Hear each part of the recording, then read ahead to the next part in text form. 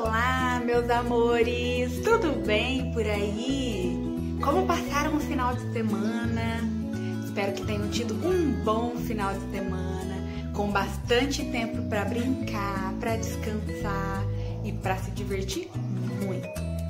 Bom, hoje é segunda-feira, dia 16 de novembro de 2020. E hoje nós vamos fazer a ficha número 18 da apostila de Natureza e Cultura. Na ficha 18, tá dizendo assim, olha: os livros fazem parte da nossa vida. Como é gostoso folheá-los e ver as suas imagens coloridas, com personagens já bastante conhecidos ou novos. Como é gostoso ouvir histórias, imaginar caminhos diferentes, momentos diferentes. O livro. Com ele, podemos sempre saber mais. E é isso. O livro, ele nos permite viajar sem sair do lugar. Nos permite conhecer um monte de gente sem necessariamente a gente chegar perto dele. O livro traz um mundo de possibilidades para a gente. Porém, vocês sabiam que nem sempre existiram os livros? Vocês sabiam que nem sempre as crianças tiveram acesso a livros, assim como vocês têm? Bom, e quando isso não acontecia, aonde será que os homens e as mulheres e as crianças registravam aquilo que eles queriam dizer? Pois bem, essa é a questão da nossa ficha 18. Tá dizendo assim: responda. Nem sempre o papel existiu para que as pessoas pudessem escrever ou desenhar. Onde você acha que as pessoas de antigamente faziam seus registros? Bom, a gente sabe então que antigamente não existia papel, lápis e caneta, assim como as pessoas utilizam hoje para desenhar. Então, como será que elas faziam? Onde será que eram registradas as ideias? Onde será que eram feitos os desenhos? Bom, eu já vou contar para vocês. Quero que vocês imaginem aí um pouquinho, parem para pensar como será que isso era feito. Pensaram? Vou contar algumas curiosidades para vocês que é bem interessante a gente saber. Primeira coisa, lá na Índia, sabe o que eles usavam?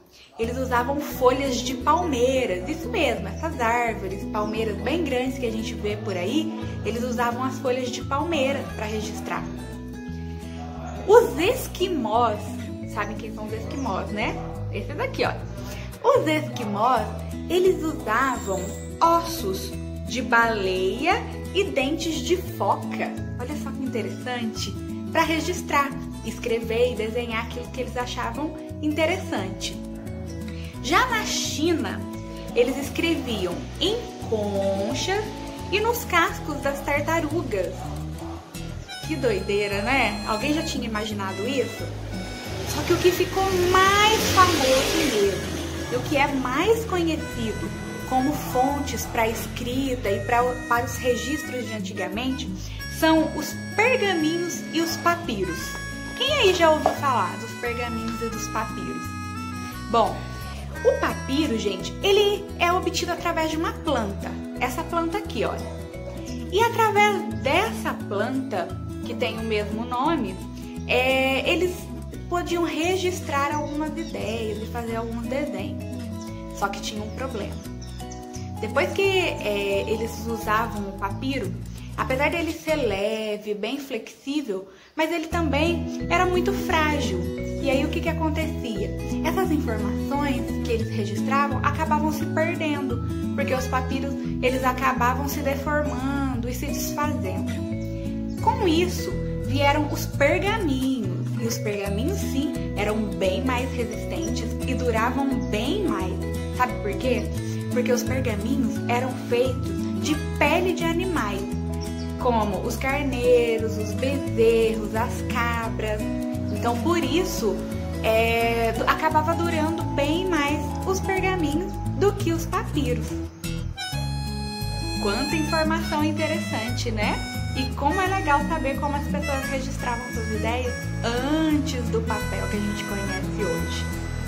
E o que vocês vão fazer aí na ficha 18 de vocês? Vocês vão desenhar um papiro ou um pergaminho, da forma como vocês aprenderam, da forma como vocês quiserem. E vão deixar bem bonito e enviar a foto para tia Maura, ok? Um grande beijo, fiquem com Deus, tchau, tchau! Na Idade Média, pergaminhos eram usados para fazer as páginas dos livros. Os pergaminhos eram feitos a partir de peles de animais. A transição da pele fresca para uma superfície adequada para escrever era um processo lento e laborioso. O fabricante de pergaminhos selecionava peles de ovelhas, cabras e bezerros. As peles eram embebidas em água de cal por cerca de 3 a 10 dias para que o pelo do animal se soltasse. O fabricante raspava os pelos que ficaram e qualquer pedaço de carne. Depois disso, a pele era mergulhada em água fresca para remover a cal, e depois esticado firmemente em um quadro. Uma faca arredondada especial era usada para raspar a pele até que ficasse na espessura desejada. O processo de raspagem continuava ao longo de vários dias. Durante esse tempo, o fabricante continuamente apertava e aplicava pressão no quadro de alongamento enquanto a pele secava. O resultado é o pergaminho, um material suave e durável que poderia durar mais de 1000 anos. Antes de ser escrito, deveria ser especialmente preparado. Primeiro, o pergaminho seria esfregado com pó de pedra-pomes para enrugar a superfície e depois polvilhado com pó pegajoso. Esses passos fazem a superfície ficar mais receptiva para as tintas e cores. Após isso, a pele é finalizada com um corte para ficar do tamanho de páginas necessárias a um livro particular. Um grande manuscrito era montado a partir de folhas quase tão largas quanto uma única pele. Para livros menores, a pele é cortada em 2 ou mais partes. A folha de pergaminhos eram dobradas e alinhadas para fazer cadernos, geralmente 16 ou 20 páginas. Primeira coisa que eu vou mostrar para você são os bambus de papiro. São esses aqui, ó, que está à margem do rio Nilo. Tá ok? Veja bem, como fazer papiro, tá? As plantas de papiro são bambus grandes, mais do que 4 metros de altura. Elas crescem abundantemente pelo rio Nilo e às vezes são encontradas ao longo da margem do rio Jordão, em Israel. Tá aqui, ó, né? Esse aqui são os brotos de bambu, aliás, são os bambus de papiro, né? Deixa eu ver se eu consigo focar ela aqui. Beleza. Primeiro passo, olha, corte um pouco de bambu de papiro. Depois descasque o caule dos bambus, dessa forma que você vê na figura. Corte a parte interna do caule em tiras. Olha para você ver o processo, que legal, hein? Corta em tiras. Coloque as tiras lado a lado, sobrepondo levemente. Veja que já está começando a formar uma espécie de lugar próprio para se escrever. Quinto passo, coloque a segunda camada cruzando as tiras, uma em cima da outra, né? Colocando lado a lado, como fez com a primeira camada. Depois você vai fazer o quê? Bata com malho até a camada formar uma superfície lisa e plana. Olha que coisa chique. Isso era feito há muitos anos atrás no Egito. Olha aqui, ó. Alise. Opa, vamos focar isso aqui. Vamos lá de novo. Alise a superfície com um raspador. Então você lembra dos passos?